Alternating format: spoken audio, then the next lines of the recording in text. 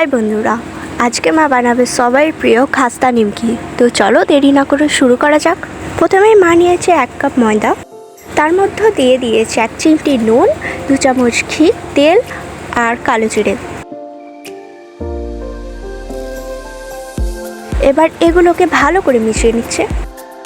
ময়দাকে এমন করে মেশাতে হবে যেন চুটচুটে টেক্সচার চলে আসে। দেখুন এরকম হয়ে গেলে মা অল্প অল্প জল দিয়ে ডো বানিয়ে নিচ্ছে।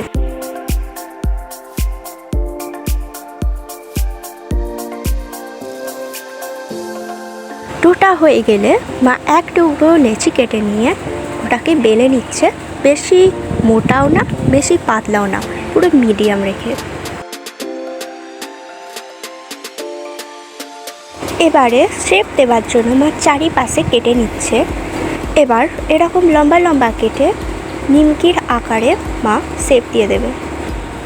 আর এভাবেই তৈরি হয়ে গেল আমাদের পছন্দের নিমকি। তেল এখন মিডিয়াম গরম, তাই এখন ধীরে ধীরে নিমকিগুলোকে ভেজে নিচ্ছে। একদম হালকা গোল্ডেন রং এলে মা তুলে নিচ্ছে কড়াই থেকে।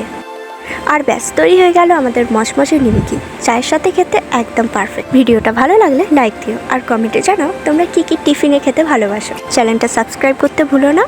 আর দেখা হবে পরের ভিডিওতে। টাটা বন্ধুরা।